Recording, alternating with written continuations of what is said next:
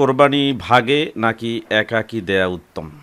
আলহামদুলিল্লাহ, খুব সুন্দর একটি প্রশ্ন যে কোরবানি আমরা একাকী দিব নাকি ৭ ভাগে অংশগ্রহণ করে কোরবানিতে শরিক না দেবো। তো এই বিষয়ে আমি আমার নিজের মত থেকে কোনো কথা না বলে সরাসরি আমাদের ঊনবিংশ শতাব্দীর শ্রেষ্ঠ একজন মুহাক্কিক আলেম শেখ সালেহ মোহাম্মদ ইবনে সালেহ আল উসাইমিন রাহিমাহুল্লাহর একটা ফতোয়া আমি আপনাদের সামনে কপি করছি, যেটা ফাতোয়া লাজনা আদ-দাইমা ১১ নম্বর খণ্ডের ৩৯৮ নম্বর ফতোয়া। শেখ সালেহ মোহাম্মদ ইবনে সালেহ আল উসাইমিন রাহিমাহুল্লাহ তিনি আহকামুল উদহিয়াতের মধ্যে এই কথাটি উল্লেখ করেছেন। তিনি বলছেন এখানে যে আল আফদালু মিনাল আদাহি আল ইবলু, যে সব থেকে কোরবানির মধ্যে উত্তম হচ্ছে একটা উট কোরবানি করা, সুম্মাল বাকার।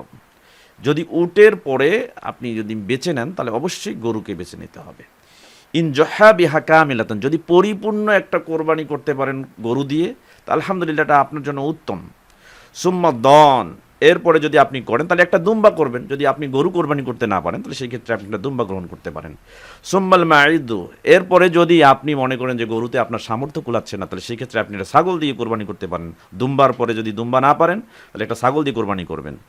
সুম্মা সুবউল বুদনাহ, ছাগলের পরেও যদি আপনার সম্ভব না হয় তাহলে উটের আপনি ৭ ভাগের একটা ভাগ গ্রহণ করতে পারেন। যদি তাও সম্ভব না হয় সুম্মা সুবউল বাকারাহ, সুবউল বাকারাহ, সর্বশেষ আপনি অবশ্যই ৭ ভাগে ১ ভাগে গরুতে অংশগ্রহণ করবেন। তাহলে এই ক্ষেত্রে অবশ্যই মোহাম্মদ ইবনে সালেহ আল উসাইমিন রাহিমাহুল্লাহ যেটা বোঝাতে চাচ্ছেন যে কোরবানির ক্ষেত্রে অবশ্যই আপনি একাকী সর্বোচ্চ টাকা দিয়ে একটা উট কোরবানি করতে পারেন।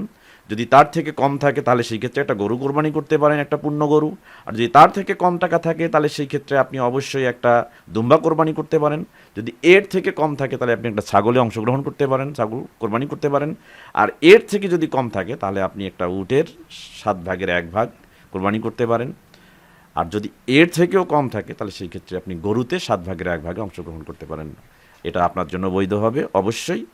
তবে উত্তম হচ্ছে একটা কোরবানিতে একাকী অংশগ্রহণ করা। আল্লাহু তাআলা আ'লাম।